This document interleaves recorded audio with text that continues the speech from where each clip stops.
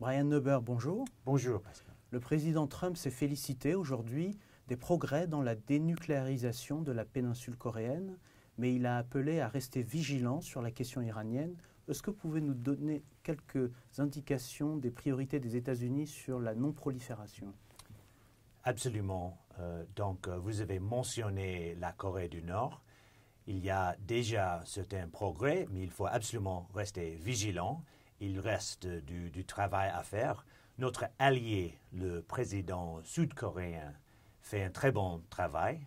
Nous gardons notre pression maximale sur le régime de Pyongyang, mais nous restons optimistes que nous pouvons chercher une solution pour la dénucléarisation permanente et vérifiable de la péninsule coréenne.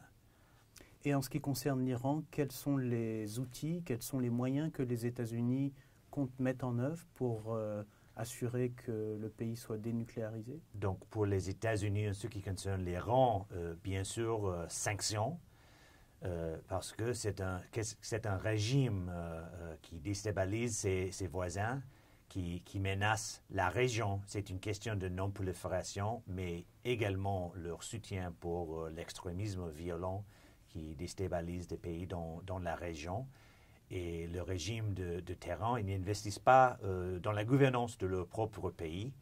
Donc, les États-Unis et nos partenaires vont continuer cette pression jusqu'au moment où l'Iran et le régime d'Iran changent leur comportement pour qu'il se termine la menace qu'ils posent pour la région. Alors en Afrique de l'Ouest et en Afrique centrale, particulièrement au Sahel ou dans la région du lac Tchad, les populations sont déstabilisées par les conflits, le terrorisme, le changement climatique. Que peuvent faire les États-Unis pour améliorer l'aide humanitaire, mais aussi la résilience et au plus long terme le développement? C'est une région où, comme vous l'avez dit, il y a pas mal de défis. Tout d'abord, l'extrémisme violent qui pose vraiment un problème.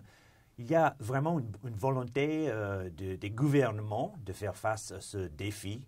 Il y a plusieurs partenaires, y compris la France. Le partenariat entre la France et les États-Unis dans cette région est très, très efficace avec nos partenaires africains. Mais la solution, ce qui concerne l'extrémisme violent, n'est pas uniquement militaire. Il faut la bonne gouvernance des possibilités de développement. Il faut éradiquer la corruption. Et si nos efforts, nos activités dans le domaine d'aide humanitaire vont éventuellement se terminer, que ce soit temporaire, disons, et pas permanent, ça va être sur la piste de ces éventuels changements.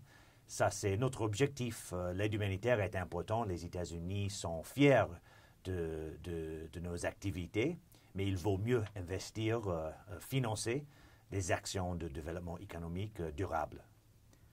Alors ce matin, le président des États-Unis a affirmé à la tribune de l'Assemblée générale des Nations unies que les États-Unis sont résolus à faire que les Nations unies soient efficaces sur le long terme. Et il a appelé à ce que Washington ne finance pas plus de 25% des opérations de maintien de la paix. Est-ce que vous pouvez nous détailler les engagements de Washington pour faire que l'ONU soit plus efficace? Tout d'abord, le président Trump a dit déjà à plusieurs reprises que le potentiel du système onusien est énorme. C'est une organisation absolument nécessaire et également efficace, mais il faut que tous les membres jouent leur rôle. Le rôle des États-Unis bien sûr, est important. Nous sommes fiers de nos contributions, mais les États-Unis veulent faire en sorte que l'organisation même, y compris le secrétaire général qui est absolument d'accord de notre programme de réforme, mais aussi d'autres membres, qu'ils peuvent financer certaines actions et qu'ils peuvent prendre en charge certaines responsabilités, y compris l'aide humanitaire dans certaines régions, financement des missions de maintien de la paix. C'est une question d'efficacité de l'organisation, mais également c'est une question de crédibilité de l'organisation. Et je pense que dans cet esprit de coopération et partenariat, nous pouvons continuer le travail ensemble, mais peut-être changer notre manière de travail pour moderniser le partenariat ici à New York. Brian Neuber, merci. Merci Pascal.